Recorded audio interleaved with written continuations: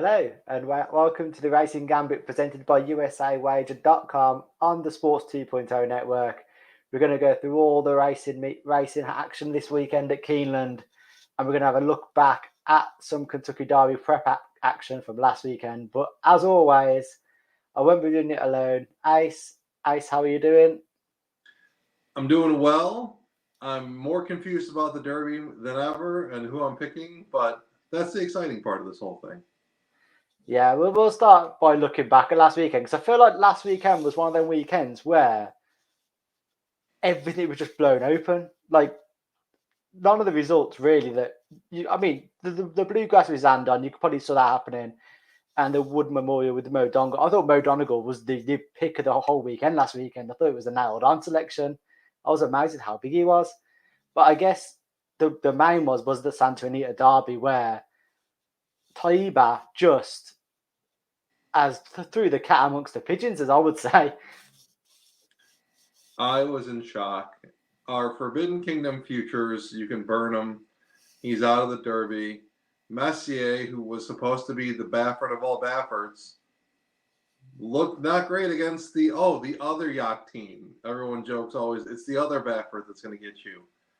Second career race ever, and he's a Grade 1 winner. And he finished the last furlong in 12 seconds. Like, this horse might be a super freak. But then again, how do you take a horse who's run twice only in the Kentucky Derby? I see odds of 7-1 here. That was the most shocking by far, was the Santa Anita. To your point, the Bluegrass, I mean, what can you say about Flavian Pratt? Like, making up all the ground and getting that horse home to beat Smile Happy, who I think ran a pretty solid race. And then, going up to New York, I'm sorry, I don't like any of the New York horses in this Derby. Morello didn't look good. I know your boy Mo Donegal. Yes, he won. He won off the pace. I just don't see an off the pace horse winning the Kentucky Derby. It's been a long time since this happened. So a lot of shakeup though in the odds, and a lot of shakeup of who's in, who's out, etc. Yeah, I think 14-1 for the Derby is probably about accurate. I feel like that's about as good as he is. I mean, I think he's a great horse at Aqueduct. I think he's a really, really good horse there. And I do think there's going to be races further down the line where he's probably going to get big wins. But to your point with Taiba, I thought he was electrifying in that Santa Anita Derby. But I just cannot have him for the Derby itself.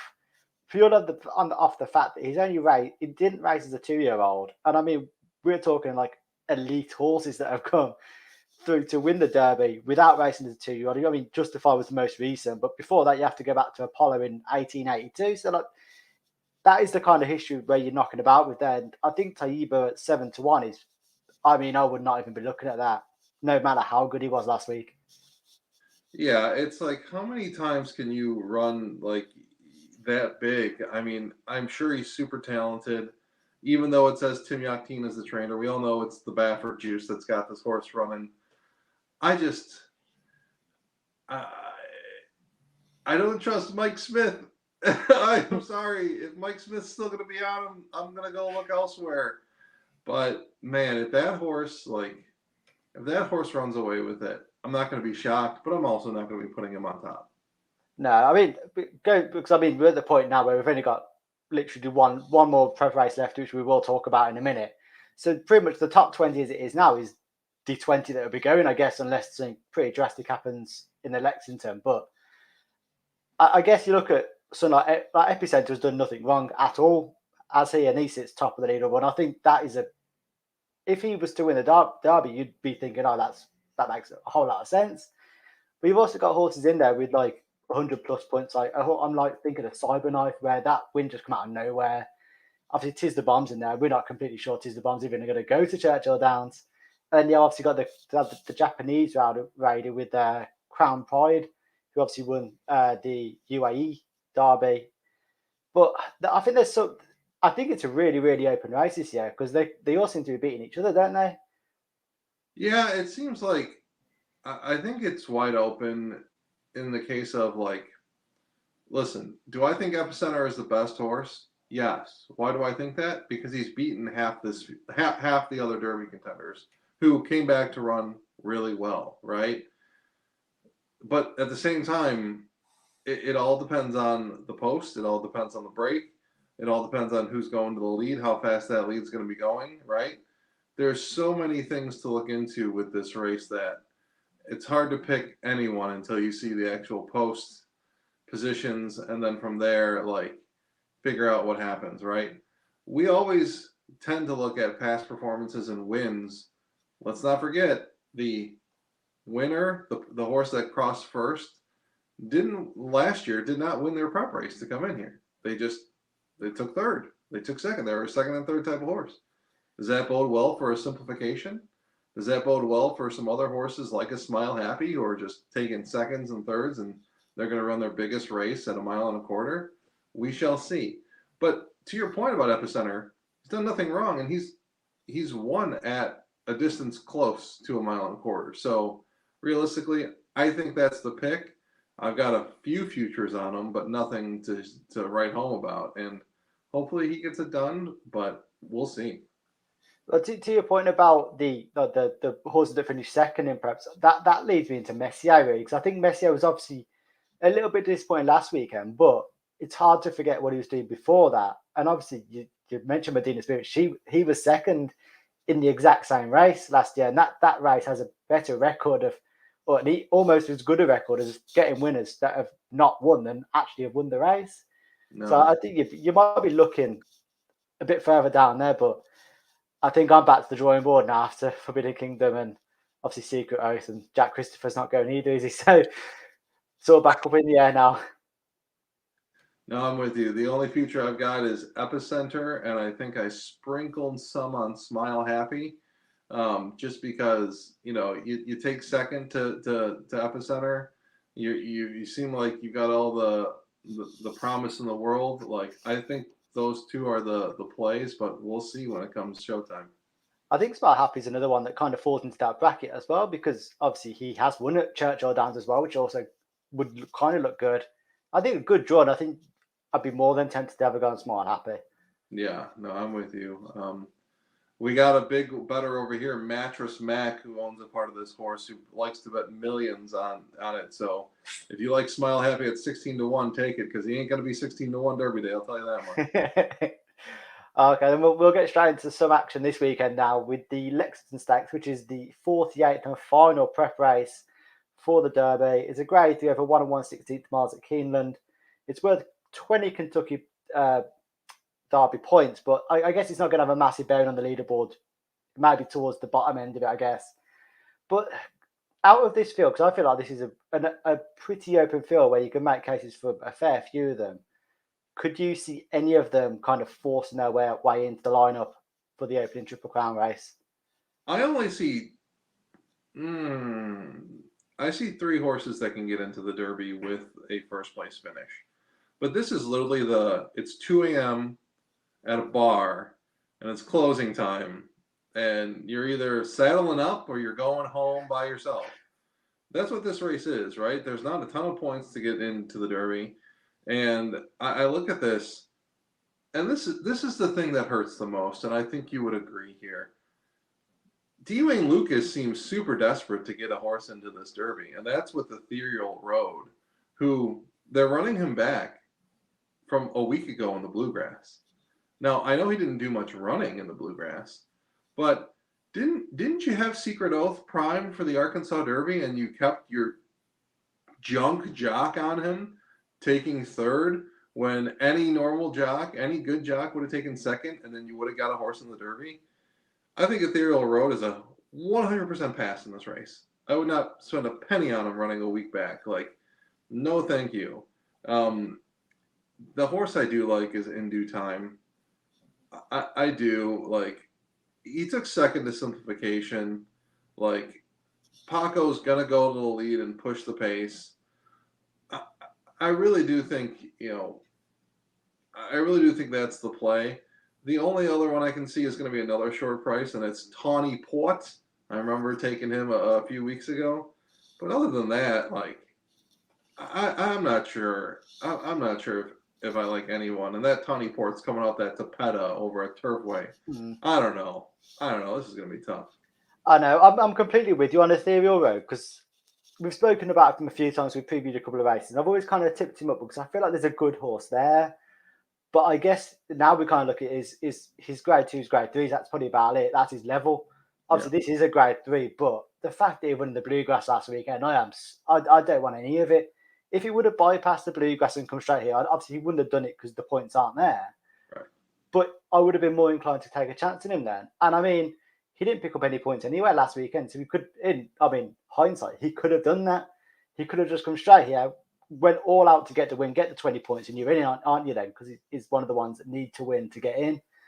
And I mean, just the fact that he ran last week is enough to put me off. Like 7 days, it doesn't matter how far you ran. Like he did line up last weekend, so it's immediately a red flag for me. Yeah, and to your point about Tawny Port, I just can't have it because he was on the synthetic last time.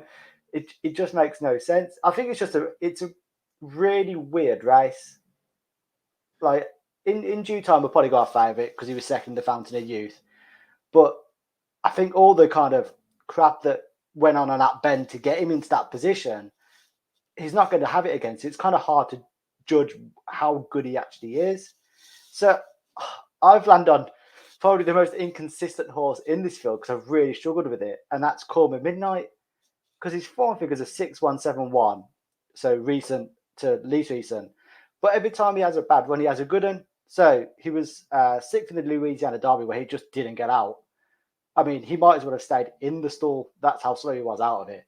Yeah. But the race is already done. But he did beat Epicenter back at the beginning of the Lecomte, and he's got a speed figure 98 on that form. That is a ridiculous. That looks like a remarkable piece of form now. Yeah. But obviously, off the back of Louisiana Derby, he's going to go off at what 6-1 here. Yeah. I'll be taking my chance on him just on the hope that he can get back to that level. Yeah, I don't blame you, right? Like you're looking for a price, you're looking for someone who's had a good speed figure. Like it's the right way to go. If you listen to one thing, don't bet the winners, just don't bet Ethereal Road. Just pass. Just pass on it. You'll be thanking us later. Like he's gonna be short. No, thank you. It does hurt as well because, like I said, I do like Ethereal Road. I think it's a good horse, but it's just the fact that he ran 7 days ago. Yeah, I'm with you. So where you landed on there? You landed on in due time? Yeah, I'm going to go in due time. Early speed, Paco is going to get him home, I think. Yeah, I'll stick with Call Me Midnight and then hope that just that pattern of bad run, good run continues and we get a good one. That's understandable. So next up, we've got the race that's actually taking place tomorrow, which is the Maker's Mark Mile over at Keeneland again, a grade 1 over a mile. And this is a fun-looking race. I mean, I wrote a preview for this early in the week, and the horse that I said was an outsider is actually among the favourites. So it's made me completely kind of rejig my whole thinking here. I was interested to see where you land on this. All right, so first of all, this is a phenomenal race. I am so excited to see this race. You know I love Smooth Like Straight. You know it. Toss him. Del Mar was very speed favoring. That whole weekend at the Breeders' Cup, unless people were going like 22 and 44, but especially on the turf, you can hang around the lead, and he took second, and it looked great, right? Keeneland is a completely different monster. You get closers, and you get deep closers. The price that I like, the horse that I like, has already won a grade 1 at Keeneland in October. And that's In Love. I like the rail. I like Alex Achard aboard 10-1. He won 3 races in a row. He's won a grade 1 at Keeneland. So he didn't show up at the Breeders' Cup Mile. Well, he's a deep closer, and he had nowhere to close into, right? That race was super soft. He was bumped early. He had a bit of a late gain, and he only finished 7th by 3 lengths. Like, it is what it is. I'm going for a price, but I love all these horses. Like half these horses, I'm just all like, yes, I love betting on them. I, Like, I think this is one of the things that I prefer about the turf because you see a lot of the horses come back season on season. So like it's like seeing an old friend again. You don't really have that kind of connection with the dirt horses because they're kind of gone after 1 year, aren't they, or 2 years tops? yeah, 1,000,000%. But yeah, to your point about Smooth Like Straight, obviously he ran very well to finish second in the Breeders' Cup, but he finishes second so often. Yeah. It's just not even worth taking a chance. He was second in the City of Hope, second the Delmar Mile, second the Eddie Reed. I mean, I think we spoke about him before the Breeders' Cup, saying, "Oh, he's probably going to benefit here because there isn't kind of like he is the American superstar here because none of the other ones went." Yeah. And obviously, he still got beat by the British one then with Space Boost and for Godolphin. So I think I've run out of excuses for like Smooth Like Straight at this moment, but I would not be surprised to just see him bolt up. I wouldn't be surprised to see him win this at all. I'd be really surprised if he won. I would. I like it's just a completely different turf course. Even the races that I've seen from Keeneland, you got a guy on the lead and he looks like he's home, and four horses pass him in the last 5 strides. It's really something. But yeah, there's a few others ones. I also wrote it down in Love because I thought In Love does have a good chance because I just completely forgot about the Breeders' Cup because I just thought that wasn't for him. Count Again was the other one, which is a much bigger price than I thought it was going to be. He's won one Grade One already this year, and with the Frank E. Kilroe beating Space Traveller, and he won the Thunder Road as well on his first start this year. So you already talked about a two-time graded winner this year. I mean, you just have to kind of forget about 2021. He didn't enjoy the best year at all, did he, last year? But No. I think he's definitely built, like this year is already building to be better than that. But he is a big price here. But the one that I kind of liked, and I thought he was going to be pretty big, and isn't, is Mason. I thought he was going to be like bigger than Count Again and Smooth Like Straight. So he's trained by Chad Brown, who won this last year. He only made his US debut. Well, he hasn't made his US debut. This is his US debut this weekend after impressing stakes races in Ireland last year. He was running in stakes races of the caliber that like St. Mark's Basilica was in. So that's the company he was keeping.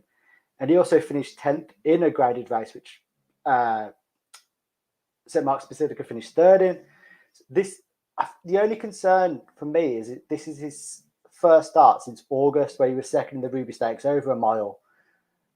I put down and circled it saying best watched because it's too long of a layoff for me to kind of get involved in. Here's why the odds make sense to the front side track announcer. Flavian Pratt is jumping off of Count Again, who you brought up, who won a Grade 1 last out, and he's leaving for Mason. He's going to ride for Chad Brown and Mason. So they got to know something, right? I would have thought so, yeah. Yeah, Count Again, if there's one jockey in the world that you're like, oh man, I'm losing Flavian, you get Joel Rosario. That's like 1 and 1A right now. Like that's the best like jockey you can pick up if it's available. I'm gonna go on a limb here, and I'm gonna say like I like Count Again. I like Mason. I literally think I'm gonna trifecta and exacta box In Love, Mason, and Count Again, and I hope that the odds stay the same because, yeah, I'm passing on Smooth Like for sure. Yeah, I like Mason to kind of drift a little bit because I am a bit concerned about the layoff. Yeah, because I think it's a really long time that, and obviously then you throw into that this is his first start in America, where it's completely different from Ireland for a load of different reasons. But I'd be tempted if it was around like 6, 7, 8 to 1 maybe. I'd be having a go, but at the price at the moment, I'd probably be sticking with Count Again. well, and maybe it's an exotics play. You know what I mean? Maybe you put them on top of some stuff, and yeah, not bet them to win. So I'm with you, but I'm so excited for that race. So yeah, it's a cracking race for sure. Yeah.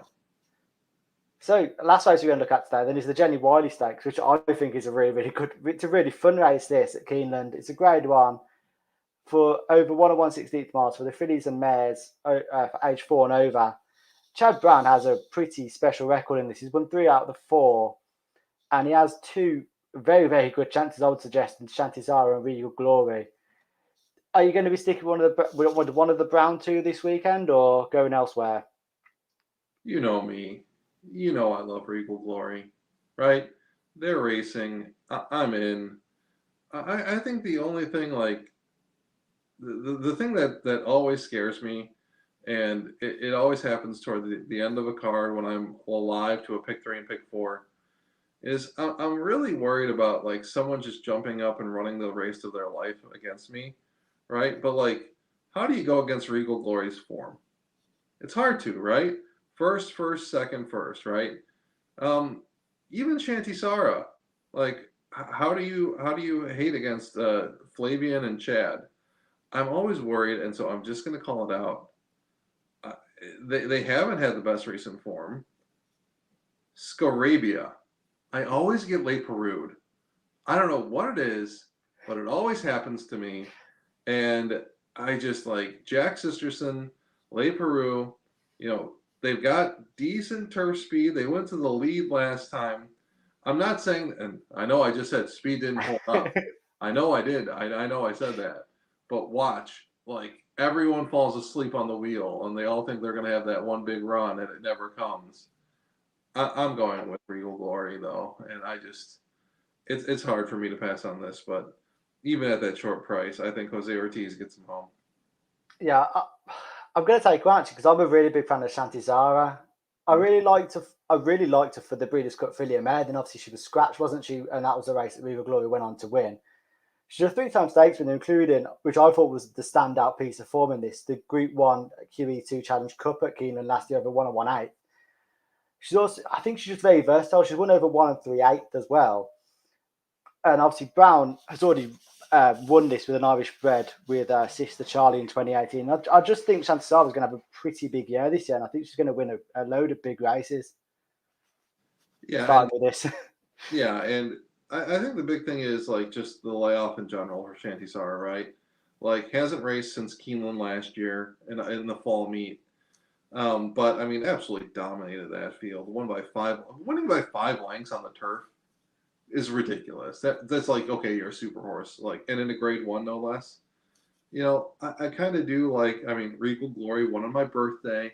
I know it's stupid to look at, but it's one of those things where you're just all like, at least they've run this year. They've got a good workout coming in. Like, they've got a few good workouts. Like, I think, like, Jose and Chad get the second one home. I think Shantizara is right there, though.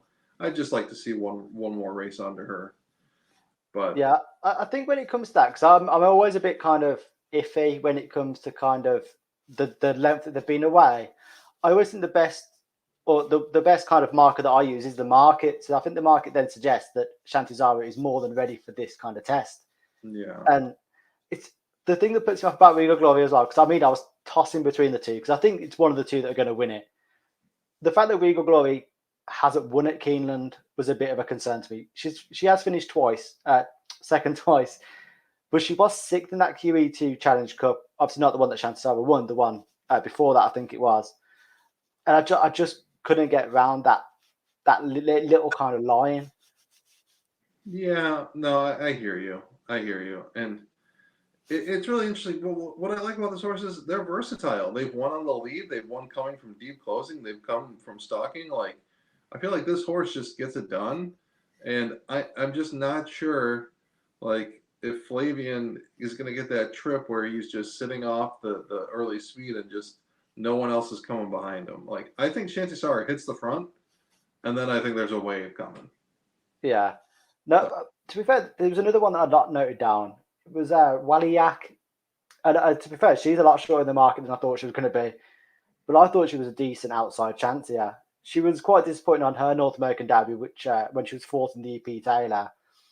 But she has kind of won some big races over a mile. She won the Dick Hearn Fillies at Haydock, and then she was 2nd in the Group 3 Atalanta at Sandown. And they're both very, very testing courses. She has won over this distance as well, albeit over on your weather at Wolverhampton. But I think she could be one to kind of keep an eye on moving forward this season. Yeah, I agree with you. I listen. Am I happy for Umberto that he's got some nice turf rides this week? Yes. Has Umberto run really well lately on the turf? No. That was a 2020 thing. That was a 2021 thing. He's lost his magic. If he gets it back, though, he's got two great chances at some two big wins here with Smooth Like Straight and Wallyak, to your point. But yeah, I'm a little concerned. The Woodbine form is fine, but like looking back, like there was one special horse in that race. The horses that took second and third are no good. And so, but then again, I mean, had a jockey I've never even heard of on him. So maybe that's also a blaming point. Yeah, I think you might be one to keep an eye on. He might win a big. She might win a big race rather. I've seen Navrato Lova's got the course and distance for me, but we've kind of just completely dismissed her straight away. Completely outclassed. That's the only problem. Like, yeah, really nice horse, just like it just not going to happen. The same, yeah, just not going to happen.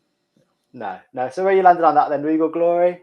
Regal Glory, all day, every day. And I'll be sticking with you, the Brown. I'll be sticking with Shantasara. So, Ace, your best bet for the weekend then? Where are you going? In Love. I'm going to go In Love, 10-1 across the board. That's where I'm going. Yeah, I mean, it'd be hard to disagree with you. I feel like the best bet is probably in that race because the value is there, isn't it? Yeah. But I would take another chance on Count again, I think. Okay. About 10-1, wasn't he? So that's a decent chance. I'm with you. I like that we're both going for a price for once for our best bet. We've got to be done. Anyway, that just about rounds us off for this week. Thank you very much for joining us. Ace, thank you very much for your time. Until next week, have a great weekend and see you next week. Like and subscribe.